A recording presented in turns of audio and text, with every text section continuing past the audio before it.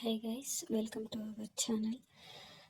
Today ನಾವು broccoli ಕರಿನ ಯಾವ ಥರ ಮಾಡೋದು ಅಂತ ನೋಡೋಣ. ಮೊದಲು ನಾವು ಈ ಥರ ಬ್ರೋಕ್ಲಿನ ತೊಗೊಂಡು ಅದನ್ನು ನೀಟಾಗಿ ಕಟ್ ಮಾಡಿಕೊಂಡು ಹಾಟ್ ವಾಟರಲ್ಲಿ ಸ್ವಲ್ಪ ಟೈಮ್ ಬಿಡಬೇಕಾಗುತ್ತೆ. ಯಾಕೆಂದರೆ ಅದರಲ್ಲಿ ಚಿಕ್ಕ ಚಿಕ್ಕ ಹುಳುಗಳಿರೋದ್ರಿಂದ ಹಾಟ್ ವಾಟರಲ್ಲಿ 1 or 2 ನೀವು ವಾಶ್ ಮಾಡಿದ್ರೆ ಸೊ ಅದೆಲ್ಲ ರಿಮೂವ್ ಆಗೋ ಸಾಧ್ಯತೆಗಳಿರುತ್ತೆ. ಸೊ ಹಾಗಾಗಿ ಫಸ್ಟು 1 or 2 times ನೀವು ಹಾಟ್ ವಾಟರಲ್ಲಿ ವಾಶ್ ಮಾಡ್ಕೋಬೇಕಾಗತ್ತೆ.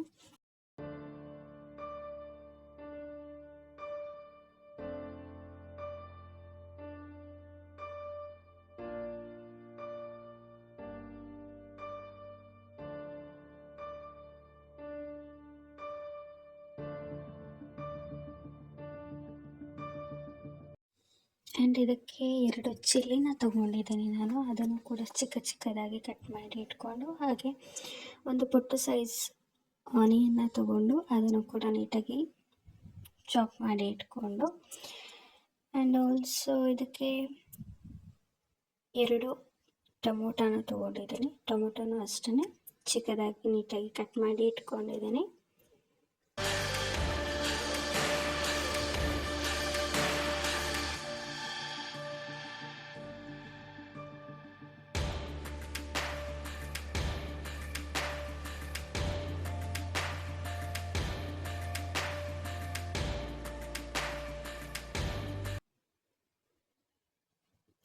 ಹಾಗೆಯೇ ಒಂದು ಚಿಕ್ಕ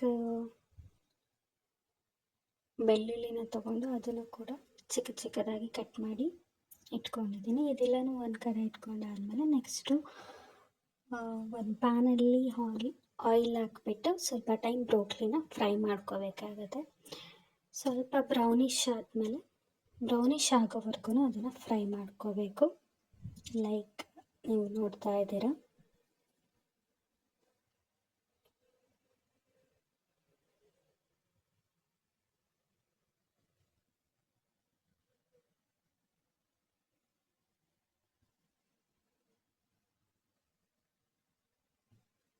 ಸೊ ಇದು ಕಂಪ್ಲೀಟ್ ಆಗಿದೆ. ಇವಾಗ ಇದನ್ನು ನಾನು ಬೇರೆ ಬೌಲ್ಗೆ ಶಿಫ್ಟ್ ಮಾಡ್ಕೊತಾ ಇದ್ದೀನಿ. ಸೊ ಒನ್ಸ್ ಅದು ಶಿಫ್ಟ್ ಆದಮೇಲೆ ಸೇಮ್ ಪ್ಯಾನ್ನ ಇಟ್ಬಿಟ್ಟು ಆಯಿಲ್ ಹಾಕ್ಬಿಟ್ಟು, ಆಯಿಲ್ ಬಿಸಿ ಆದಮೇಲೆ ಸಾಸಿವೆ, ಕರಿಬೇವು ಮತ್ತು ಹೆಚ್ಚಿಟ್ಟಿರೋಂಥ ಮೆಣಸು, ಆನಿಯನ್ನ ಹಾಕ್ಬಿಟ್ಟು ಸ್ವಲ್ಪ ಟೈಮ್ ಫ್ರೈ ಮಾಡ್ಕೋಬೇಕಾಗುತ್ತೆ. ಒನ್ಸ್ ಇದು ನೀಟಾಗಿ ಫ್ರೈ ಆದಮೇಲೆ ಇದಕ್ಕೆ ಟೊಮೊಟೊನ ಆ್ಯಡ್ ಮಾಡ್ತಾ ಇದ್ದೀನಿ. ಟೊಮೊಟೊನೂ ಕೂಡ ನೀಟಾಗಿ ಫ್ರೈ ಮಾಡ್ಕೋಬೇಕಾಗತ್ತೆ. ಸೊ ಇದಕ್ಕೆ ಸ್ವಲ್ಪ ಸಾಲ್ಟ್ನ ಕೂಡ ಆ್ಯಡ್ ಮಾಡಿದ್ದೀನಿ, ಸೊ ಬೇಗ ಫ್ರೈ ಆಗುತ್ತೆ. ಆ್ಯಂಡ್ ಇದಕ್ಕೆ chilli powder, coriander powder and ಗರಂ ಮಸಾಲಾನ ಆ್ಯಡ್ ಮಾಡಿ ಮತ್ತು ಸ್ವಲ್ಪ ಟೈಮ್ ಫ್ರೈ ಮಾಡ್ಕೊತಾ ಇದ್ದೀವಿ. ಹಾಗೆ ಇದಕ್ಕೆ ಸ್ವಲ್ಪ ವಾಟರ್ನ ಆ್ಯಡ್ ಮಾಡಬೇಕಾಗತ್ತೆ, ಬಿಕಾಸ್ ಬ್ರೋಕ್ಲಿ ಬೇಯಬೇಕಲ್ವ. ಸೊ ಹಾಗಾಗಿ ಸ್ವಲ್ಪ ವಾಟರ್ನ ಆ್ಯಡ್ ಮಾಡಿ ಅದು ನೀಟಾಗಿ ಬಾಯ್ಲ್ ಆದಮೇಲೆ ಅದಕ್ಕೆ ಬ್ರೋಕ್ಲಿನ ಆ್ಯಡ್ ಮಾಡ್ತಾ ಇದ್ದೀನಿ. ಬ್ರೋಕ್ಲಿನ ಆ್ಯಡ್ ಮಾಡಿದ್ಮೇಲೆ ಅದನ್ನು ಕೂಡ ನೀಟಾಗಿ ಒಂದು 5 minutes ನೀಟಾಗಿ ಬೇಯಿಸ್ಕೋಬೇಕು. ಲೀಡ್ನ ಕ್ಲೋಸ್ ಮಾಡಿ ಕೂಡ ಬೇಯಿಸ್ಬೋದು.